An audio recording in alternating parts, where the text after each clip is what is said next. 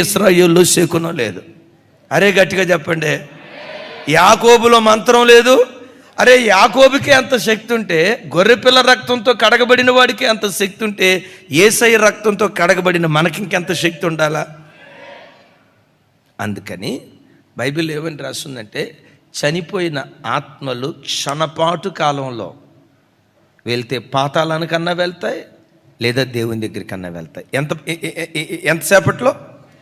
దేవుడు కోటాను కోట్ల కిలోమీటర్ల దూరంలో ఉన్నాడు, నో డౌట్. అన్ని ఆకాశ మండలముల కంటే చాలా ఆకాశ మండలాలు ఉన్నాయి. మనం చూసిన ఆకాశం మీకు సైన్స్ చదువుకున్న వాళ్ళు తెలుసు, ఇది ఒక చిన్న సౌర కుటుంబం. ఎలాంటి సౌర కుటుంబాలు ఆకాశ గగనాల్లో కొన్ని కదా. ఈ ఒక్కదాన్నే చదవటానికి మన జీవితం సరిపోలా. ఇది ఎంతవరకు ఉందో ఎప్పటికి ఎవడికి తెలియదు. ఈ సౌర కుటుంబం తెలియకపోతే కోటాను కోట్ల సౌర కుటుంబాలు అంటే, మహోన్నతుడైన దేవుడు కొన్ని కోట్ల కిలోమీటర్ల దూరంలో ఉన్నాడు. భూమి మీద నుండి ఆత్మ ఆ కోట్ల కిలోమీటర్ల దూరం వెళ్ళటానికి ఎన్ని గంటల కాల వ్యవధి, ఎన్ని రోజుల కాల వ్యవధి అంటే, రెప్పపాటు కాలంలో ఆత్మ అక్కడికి వెళ్ళిపోతుందంట. ఇది ఎక్కడ రాసి ఉంది? యోబు గ్రంథంలో రాసి ఉంది. చూడండి, యోబు గ్రంథం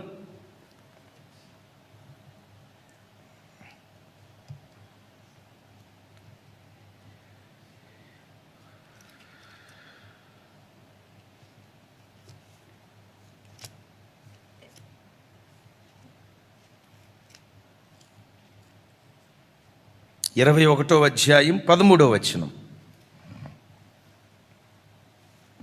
21:13. నాతో కలిసి, వారు శ్రేయస్సు కలిగి తమ దినములు గడుపుదురు, ఒక్క క్షణములోనే పాతాళమునకు దిగుదురు. మరొకసారి, ఒక్క క్షణములోనే. ఎన్ని రోజుల్లో? మరలా చెప్పండి. ఒక్క క్షణములోనే పాతాళములోనికి దిగుదురు. ఇప్పుడు చెప్పండి, పాతాళానికి వెళ్ళినా పరలోకానికి వెళ్ళినా ఎన్ని రోజులు ప్రయాణం? ఒక్క క్షణం అంటే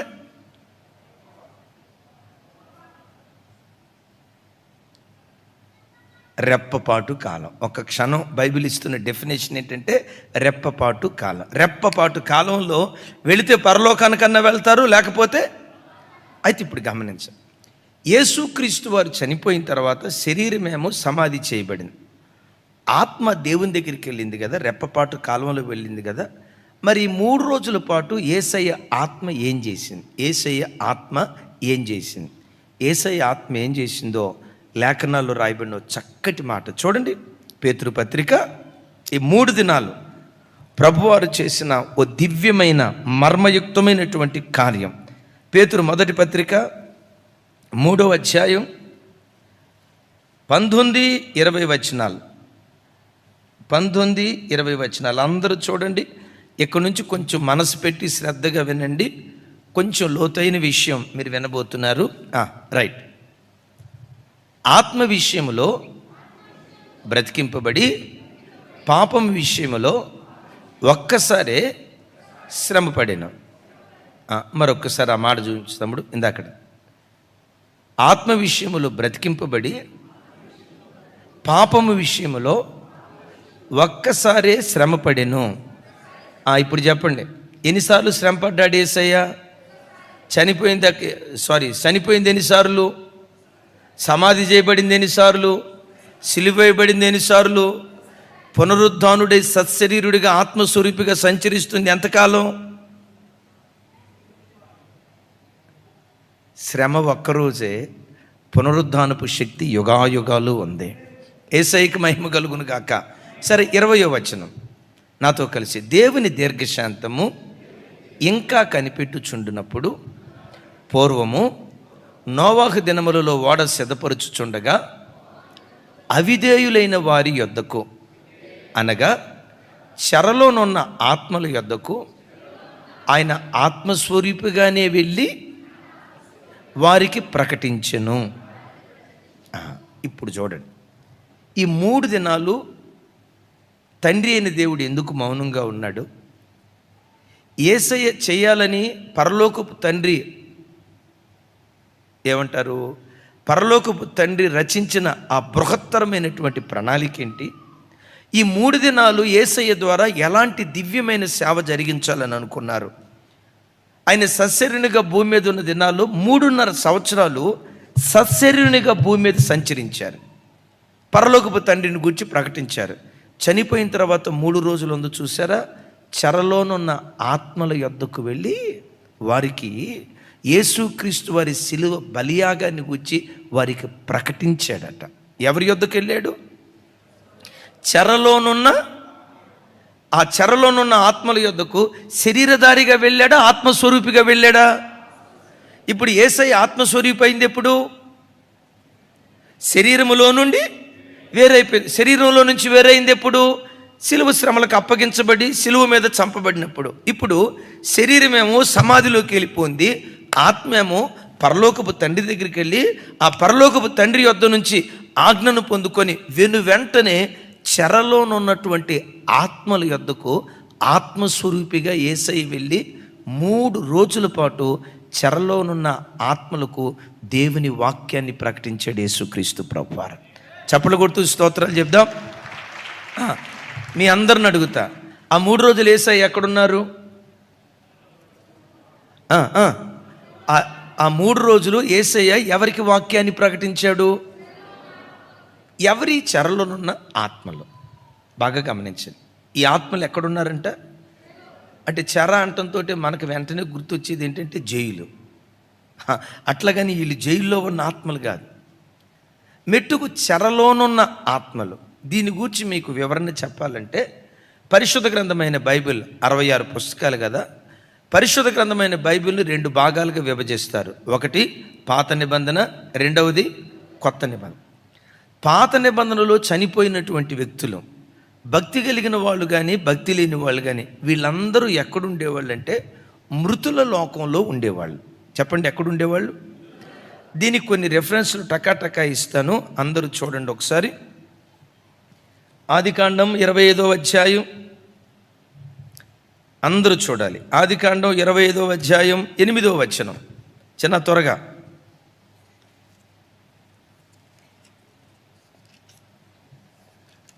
నాతో కలిసి అందరూ చెప్పండి. అబ్రహాము నిండు వృద్ధాప్యము వచ్చిన వాడై మంచి ముసలితనమున ప్రాణము విడిచి మృతి నొంది తన పితరుల యొద్దకు చేర్చబడిను. ఎక్కడికి చేర్చబడ్డాడట?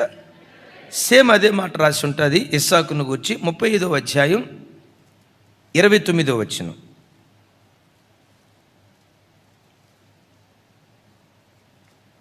ఆదికాండం 35వ అధ్యాయం 29వ వచనం.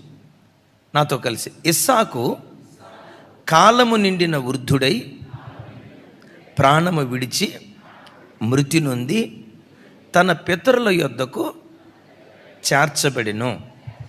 అతని కుమారులైన ఏశావు యాకోబులు అతనిని పాతిపెట్టిరి. ఇస్సాకు మృతి పొంది అమ్మ ఎక్కడికి వెళ్ళాడు? అబ్రహాము మృతి పొంది ఎక్కడికి వెళ్ళాడు? ఇస్సాకు కొడుకు పేరేంటి? ఏమంత సీరియస్గా చూస్తున్నారు? యాకోబు. యాకోబు మరణాన్ని గురించి కూడా బైబిల్లో రాసి ఉంటుంది. చూడండి, 49వ అధ్యాయం 33వ వచనం.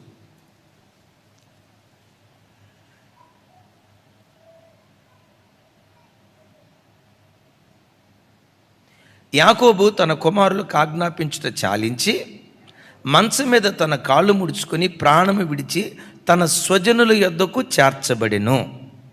ఎక్కడికి చేర్చబడ్డాడంట? అబ్రహాము, ఇస్సాకు, యాకోబు. మరి వీళ్ళందరూ ఎక్కడున్నారు? వీళ్ళందరూ ఎక్కడున్నారు? దీన్ని గూర్చే యాకోబు ఒక చోట ఏడుస్తూ ఇలా అంటాడు. చూడండి, ఆదికాండం 42వ అధ్యాయం 38వ వచనం.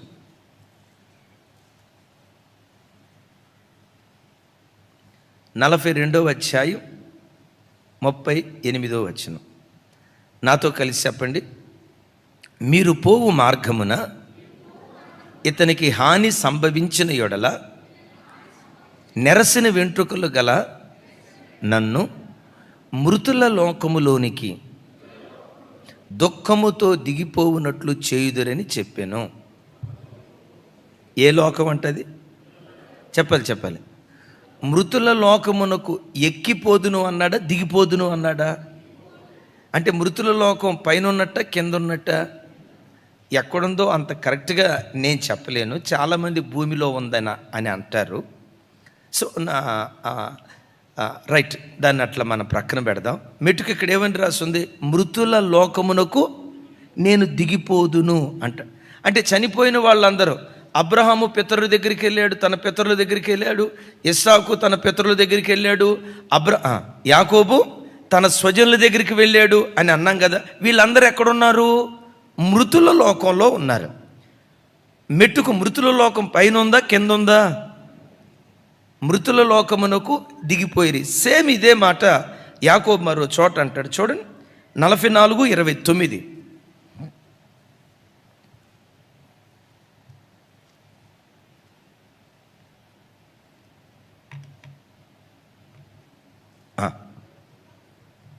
నా చివరి మాట అదే మాట రాసి ఉంటుంది. నెరసని వెంట్రుకల నన్ను మృతుల లోకములోనికి దుఃఖముతో దిగిపోవునట్లు చేయుదురని మాతో చెప్పాను. రైట్. ఏ లోకం అన్నాడు? అదేమో మృతుల లోకం. ఈ లోకం ఏ లోకం?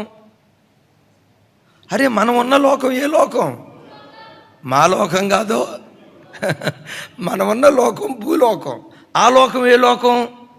దానికి మృతుల లోకం అని ఎందుకు పేరు పెట్టారంటే చనిపోయిన ఆత్మలన్నీ అక్కడ ఉంటాయి. వాళ్ళు పాపం చేసిన వాళ్ళు అయి ఉండొచ్చు, పవిత్రంగా బ్రతికిన వాళ్ళు అయి ఉండొచ్చు, నీతిగా బ్రతికిన వాళ్ళు అయి ఉండొచ్చు, దుర్నీతిగా బ్రతికిన వాళ్ళు అయి ఉండొచ్చు, నిజదేవుని తెలుసుకున్న వాళ్ళు అయి ఉండొచ్చు, శాపగ్రస్తమైన వాటిని ఆరాధించే వ్యక్తులైనా ఉండి ఉండొచ్చు. సో వీళ్ళందరూ ఎక్కడున్నారంటే మృతుల లోకంలో ఉన్నారు. ఆ లోకానికి పెట్టబడిన పేరేంటంటే, అందరూ చెప్పండి, పెద్దగా చెప్పాలి.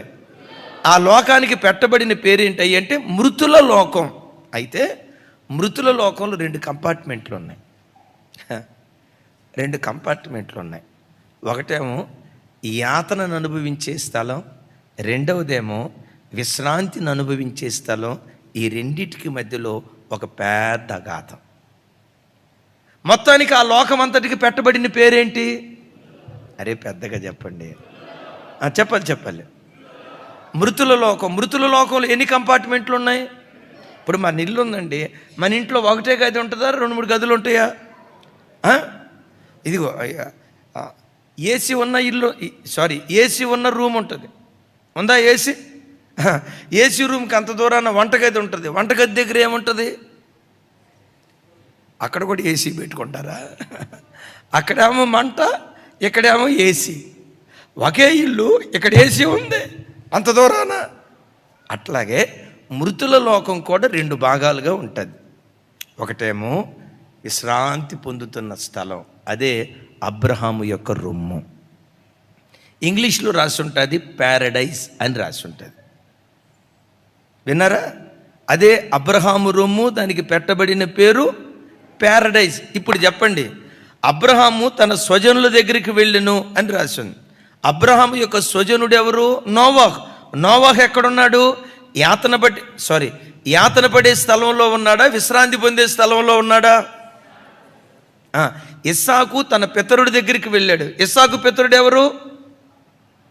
అరే చెప్పండి, అబ్రహాం. అబ్రహాం ఎక్కడున్నాడు? ఏసీ గదిలో ఉన్నాడా, వంటగదిలో ఉన్నాడా? అది సరే. యాకోబు తన స్వజనుల దగ్గరికి వెళ్ళాడు అని అన్నాం కదా. యాకోబు ఎక్కడున్నాడు? చెప్పండి. మృతుల లోకమే. అదంతా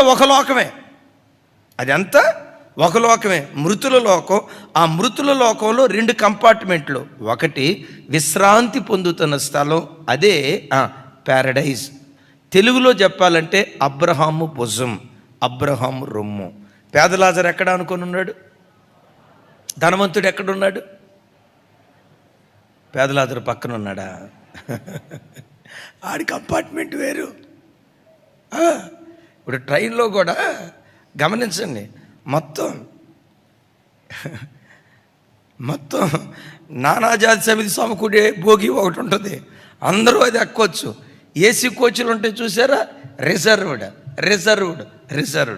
లైక్ దట్ మృతుల లోకంలో కూడా యాతన పడే స్థలం అదే ధనవంతుడు ఉన్న స్థలం, విశ్రాంతి పొందిన స్థలం అదే లాజరున్న స్థలం. అబ్రహాము, ఇస్సాకు, యాకోబు పాత నిబంధన పరిశుద్ధులు ఎవరెవరైతే ఉన్నారో, ఈ మాట బాగా వినండి, పాత నిబంధన పరిశుద్ధులు ఎవరెవరైతే ఉన్నారో వాళ్ళందరూ మృతుల లోకంలో అబ్రహాము రొమ్ముగా పిలువబడుతున్న స్థలంలో విశ్రాంతి పొందుతూ ఉన్నారు. చప్పలు కొడుతూ స్తోత్రాలు చెప్దాం.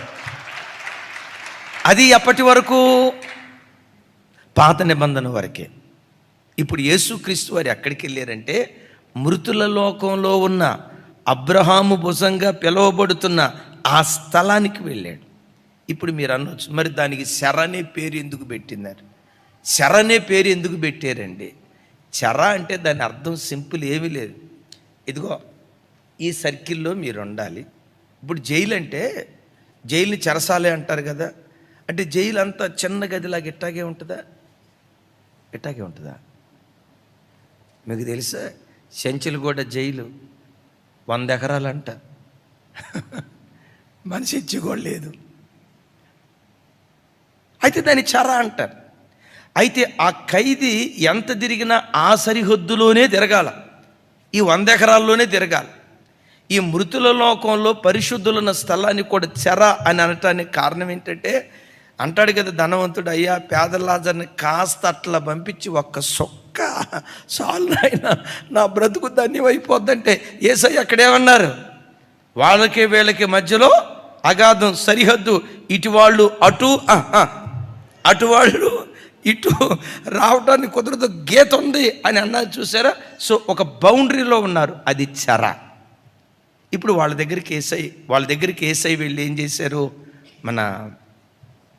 మన యాన్యువల్ కన్వెన్షన్లో 3వ రోజు దైవజనులు రాజశేఖరయ్య గారు వాక్యం చెప్పారు కదా, 3వ రోజు వాక్యం చెప్పారు కదా. యేసయ్య ఆత్మస్వరూపిగా అవే ఆత్మదేహంతో ఉన్న ఆ రక్తపు మరకలతో ఈ చెరలో ఉన్న ఆత్మల యొద్దకు వెళ్ళారు. ఆ చెరలో ఉన్న ఆత్మలో అగ్రజుడు మొట్టమొదట ఆయన ఎవరు? అది వాళ్ళ తాత పేరు చెప్పాడు. రైట్, గమనించండి. అగ్రజుడు ఎవరు? మన మూల పురుషుడు ఎవరు?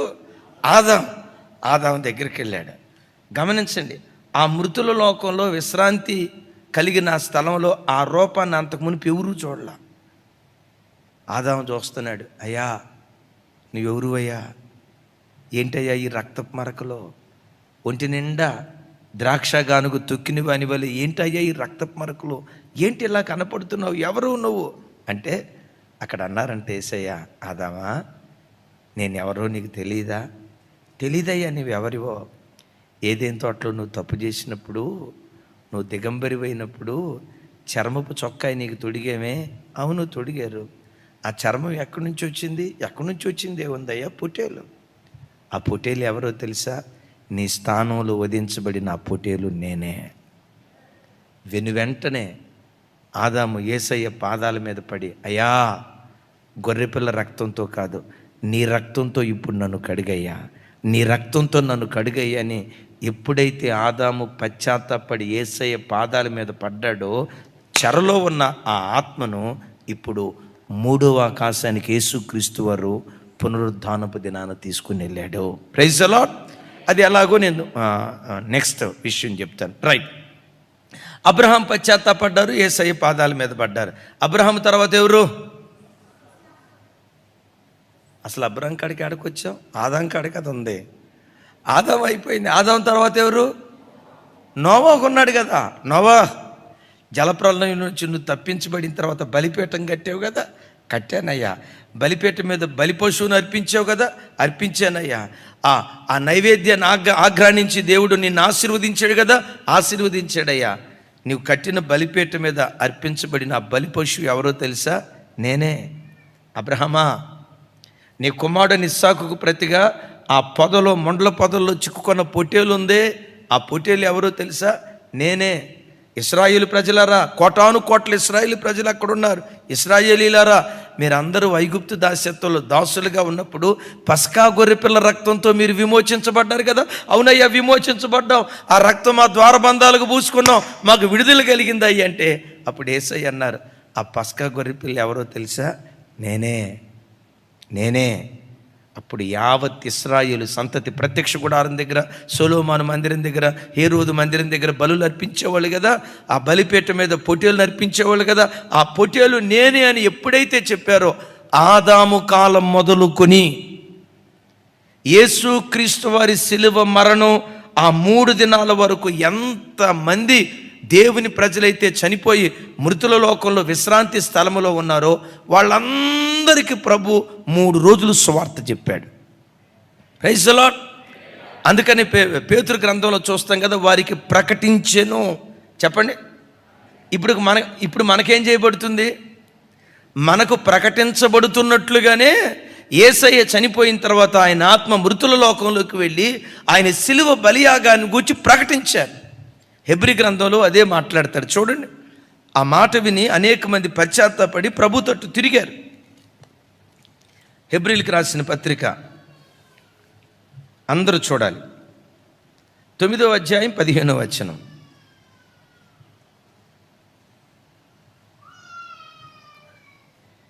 ఈ హేతువు చేత మొదటి నిబంధన కాలములో జరిగిన అపరాధము నుండి విమోచనము కలుగుటకై.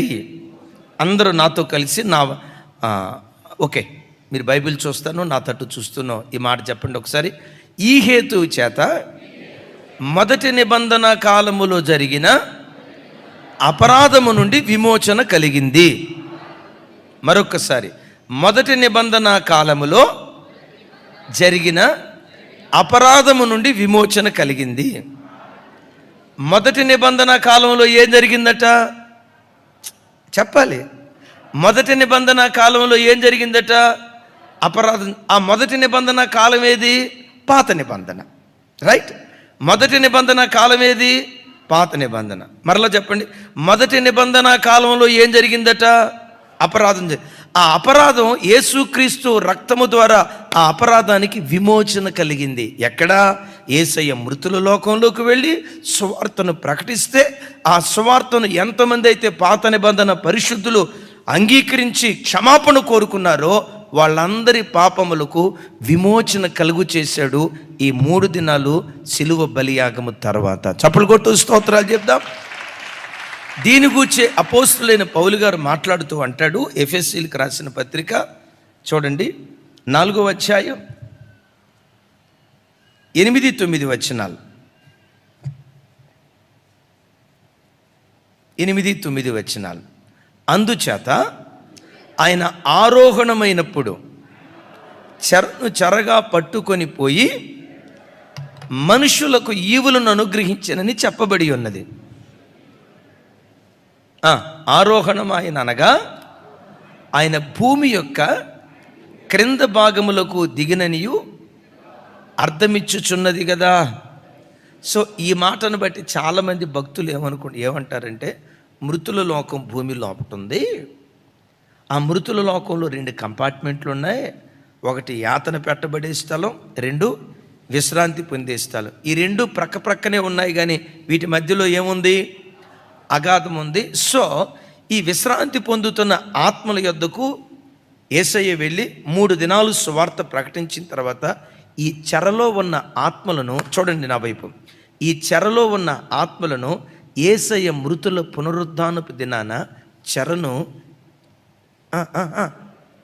అందరూ చెప్పాలి, చెరను ఆరోహణమే వెళ్ళేటప్పుడు, ఆరోహణానికి ముందు ఏం జరిగింది?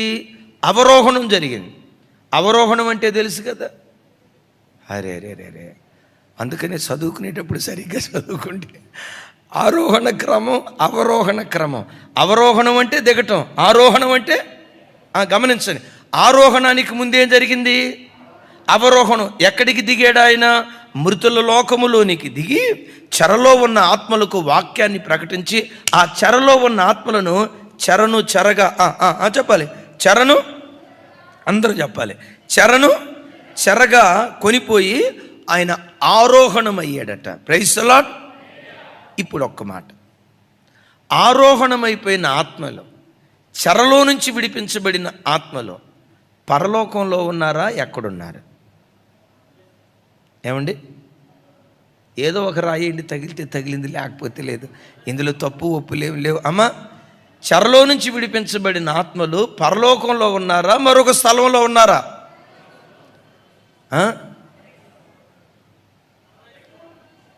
ఎక్కడున్నారంటే మూడవ ఆకాశంలో, పరదేశులో ఉన్నారు. దీని గురించే అపోస్తులైన పౌలు గారు మాట్లాడుతూ అంటాడు. కొరింథీయులకు రాసిన మొదటి పత్రిక 12వ అధ్యాయం.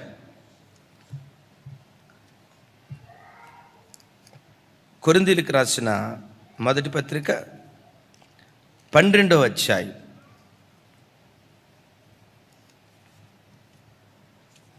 సారీ 15వ అధ్యాయం.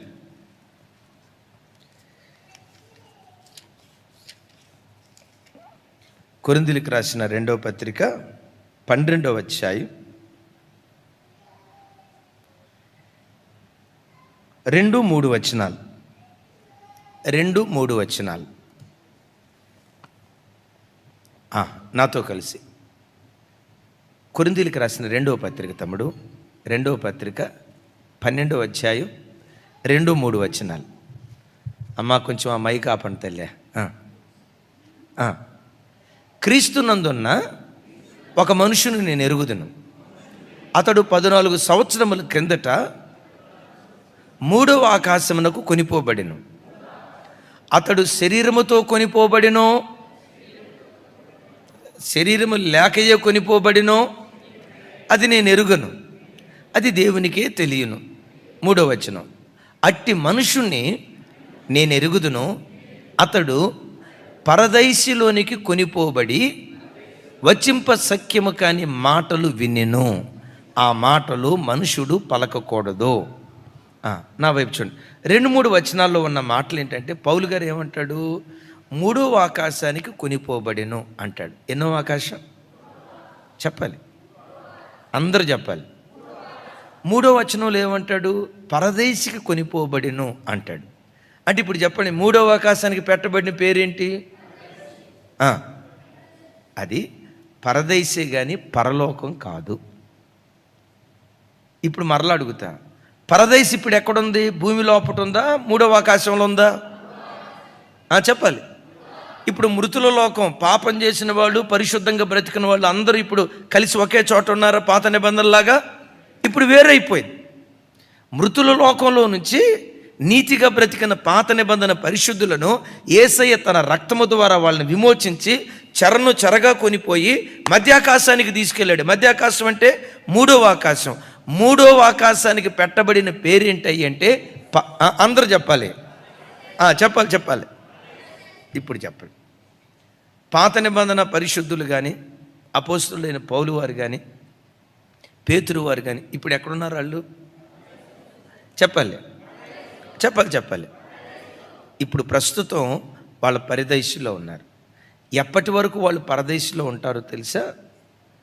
నూతన నిబంధన సంఘం రూపాంతరం చెంది ఆత్మయు పెండ్లి కుమార్తెయు ఇక్కడకు ఎక్కిరమని మధ్యాకాశానికి ప్రభు వచ్చి సంఘాన్ని పిలిచిన తర్వాత అప్పుడు మనం మేఘమండలముల మీద కొనిపోబడతాం. 7 ఏండ్ల విందు అని. సరే, ఇది చాలా పెద్ద థియాలజీ. కొంతకాలం ఈ పరదేశంలో విన్న తర్వాత అసలు సిసలు న్యాయ తీర్పు జరిగింది చూసారా? ఆ తర్వాత యుగాయుగాలు ప్రభుతో గడపటానికి పరలోక రాజ్యానికి మనం కొనిపోబడతాము. గట్టిగా చెప్దాం ఆమేన్. మరి ఈ పరదేశ్ ఏంటంటే పరిశుద్ధులకు విశ్రాంతి స్థలం. బైబిల్లో ఒక మాట ఎరుగుదురు కదా, వారు తమ తమ ప్రయాసములు మాని నిద్రపోతున్నారా? నువ్వు కొత్త బైబిల్ రాస్తే అట్ట ఏమని రాసి ఉంటుంది? వారు తమ ప్రయాసములు మాని. ఎందుకు?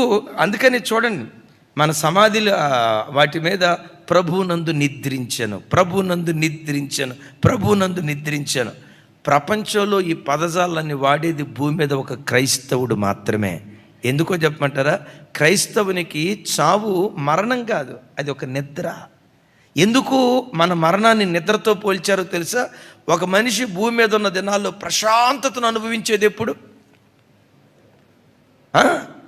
ప్రశాంతతను కొంతమంది ఉంటారు, భలే గొప్ప కృప ఉంటుంది. ఆ పక్కేమిటి డమ్ములు డోలకులు. గమనించండి, ఏనుగుని తీసుకొచ్చి బొయ్యను తినా మా ఓడు మాత్రం గొరకలు పెట్టి నిద్రపోతాడు. చుట్టూత కొండపోత వర్షం కురిసి మొత్తం ఊరంతా కొట్టుకొని పోయినా తెల్లారి లేచి అంటాడు, శినుకులు పడ్డట్టున్నాయే అట్ట అంటాడు. కొంతమందికి ఆ కృప ఉంటుంది. నిద్రపోయేవాడికి ఏ బరువు భారం బాధ్యత అస్సలు ఉండదు. దాని అర్థం ఏంటో తెలుసా? నిద్రపోయేటప్పుడు ఒక వ్యక్తి ఎంత విశ్రాంతిని అనుభవిస్తాడో పరలోకంలో పరదేశు చేరిన పరిశుద్ధులు అంత విశ్రాంతిని అనుభవిస్తారు. నేనంట పరదేశే ఇంత మాధుర్యంగా ఉంటే, అందుకనే పరలోకపు మహిమ తెలిసినోడు చావైనా ఒకటే, మీరు అనరులేమ్మా, చావైనా ఒకటే, బ్రతుకైనా ఒకటే. ఈ రెండింటి మధ్య ఇరుకును పడి ఉన్నాను. బ్రతుకుట క్రీస్తే. సహజంగా మనం బ్రతుకు లాభం అనుకుంటావా, సావు లాభం అనుకుంటావా? పరలోక ప్రత్యక్షత కలిగినోడు చావైతే నాకు లాభం అంటాడు. మిమ్మల్ని ఏం అనమన్ను, దీర్ఘాయుషుతో మనం బ్రతుకుదుం గాక. ఆమెన్. అయితే ఇక్కడొక్క మాట, యేసయ్య ఎంత శ్రమను అనుభవించాడు కదా. శరీరం సమాధిలో పెట్టబడింది కదా, శరీరం అంతా నిలువెత్తు గాయాలు కదా. సైతానుగాడు యేసయ్య శరీరాన్ని బంధించగలిగాడేమో కానీ ఆయన ఆత్మను బంధించలేకపోయాడు. ఆయన ఆత్మ పనిచేస్తూనే ఉంది. Praise the Lord. మృతుల లోకానికి దిగెళ్ళాడు, సువార్తను ప్రకటించాడు. దైవజన్మ, నా జీవితంలో కూడా దేవుడు మన విషయమై మౌనంగా ఉన్నాడు కాబట్టి ఎంత ప్రార్థన చేసినా ఏం జరిగింది అని మూతి ముందుకు చాపి ఏడవద్దు. ఆయన మౌనంగా ఉన్న నీ పని నువ్వు చేసుకుంటూ వెళ్ళిపో, ప్రార్థనలో సాగిపో, ఉపవాసంలో సాగిపో. దేవుని కార్యాలలో ఎక్కడ పొరపాటున మనం వెనుకంచి వేయొద్దు. సైతాన్తో సైతానా, నా శరీరాన్ని నువ్వు బంధించగలుగుతావేమో, నా శరీరానికి నువ్వు గాయాన్ని కలుగు చేస్తావేమో, నా శరీరం నల్లగొట్టబడిన నా అంతరంగం మాత్రం దేవుని సన్నిధిలో నాట్యం ఆడుతూనే ఉంటుంది. ఎన్ని అనారోగ్యాలు ఉన్నా ప్రభు పనిలో సాగిపోతా, ఎన్ని సమస్యలున్నా ప్రభు పనిలో సాగిపోతా.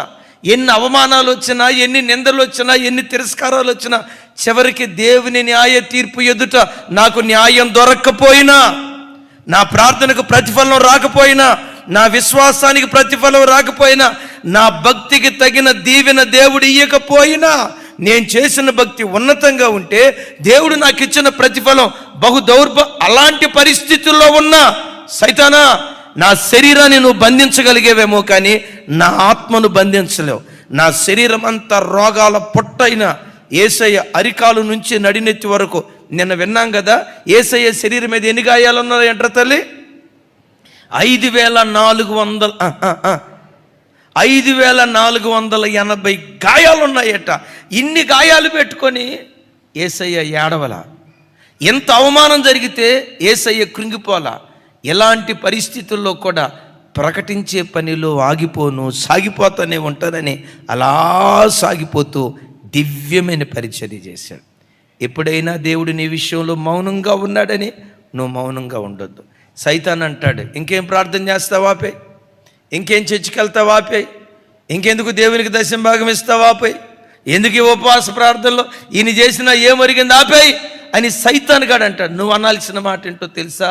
ఆయన మౌనంగా ఉన్నాడంటే ఆయన మౌనం వెనుక ఒక గొప్ప మర్మం ఉంది. ఇప్పుడు యేసయ్యను వెంటనే లేపితే మృతుల లోకంలోకి వెళ్ళి వీళ్ళందరికీ సువార్తను ప్రకటించేవాడా? అసలు ఇంకొక ఖరీదైన మాట చెప్తాను, ఇది చెప్పి నేను ప్రార్థన చేస్తాను. పాత నిబంధన చరిత్ర దరిదాపుగా 4000 సంవత్సరాల కంటే ఎక్కువ. ఈ 4000 సంవత్సరాల చూడండి, ఈ 4000 సంవత్సరాల్లో ఎన్ని వేల మంది దైవ సేవకులు సేవ చేసి ఉంటారు. అద్భుతం ఏంటో తెలుసా? ఇన్ని వేల మంది చేసిన సేవ అంతా యేసయ్య 3 రోజుల్లో చేసి ముగించేశాడండి. వాళ్ళు 4000 సంవత్సరాలు సేవ చేసినా ఎవరికి రక్షణ రాలా. అద్భుతం. 3 రోజులు చేశాడంటే మొత్తం మృతుల లోకం అంతా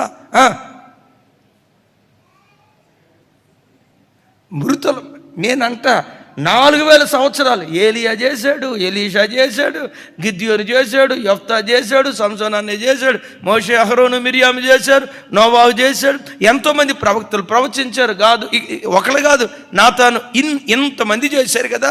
వీళ్ళందరూ చేసిన సేవ అంటే 4,000 సంవత్సరాల్లో పాత నిబంధన ప్రవక్తలు చేసినంత సేవ ఒక ఎత్తు అయితే, యేసయ్య ఒక్కడు 3 రోజుల్లో 4,000 సంవత్సరాల సేవ అంతా 3 రోజుల్లో ముగించేసేసారు. ఇప్పుడు చెప్పు, దేవుని మౌనం వెనుక మర్మం ఉందా? అనాలోచనగా ఉన్నాడా మౌనంగా? ఆయన అనాలోచనగా ఉండటానికి ఆయన మామూలుడు కాదు కదా. ఆయన ఎవరు? మహావివేకి. Praise the lord. నీ విషయంలో ఎప్పుడైనా మౌనంగా ఉన్నాడంటే ఆ మౌనం వెనుక ఒక గొప్ప మర్మం ఉంటుంది. ప్రతిదానికి సమయం ఉంది. ఓపికతో కనిపెట్టు. నీ ఊహకు మించిన కార్యం ఈ భూమి మీద పరలోకంలో నువ్వు అనుభవించడానికి దేవుడు కృప చూపించును గాక. చప్పలు కొడితే యేసయ్యకు స్తోత్రాలు చెప్దాం. ఇక ముగిస్తున్నా. నా వైపు చూడండి. మిమ్మల్ని ఎవరేమైనా అంటే ఇక మీదట ఏం చేస్తారు? అమ్మా సరే, ఈ మాట అన్న తర్వాత ఇది కట్ చేపిస్తాలే. నీ మీదకి మీ భర్తనే ఉచిగొలుపుతా అయితే రేపు. తమ్ముడా రాజ్ కుమార్, ఏమంటావో లావణ్య అనేసి అస్సలు ఆగొద్దు, నోటికొచ్చినట్టాను అని అంట. నువ్వు మౌనంగా ఉన్నావు లేవో తల్లి, రాజ్ కుమార్కి ఫోన్ చేసి అడుగుతా. నేనంట, నీ నోటితో సాధించలేనిది మౌనంతోనే సాధిస్తాం. నువ్వు మౌనంగా అట్లాగని నిరాహార దీక్ష చేశారు కాక, వంట వార్పు చేయకుండా, ఆ మౌనం కాదు, ఆయనకు అప్పగించుదాం. ఆయనే యుద్ధశూరుడకు దేవునిగా మన జీవితంలో కార్యం చేయును గాక.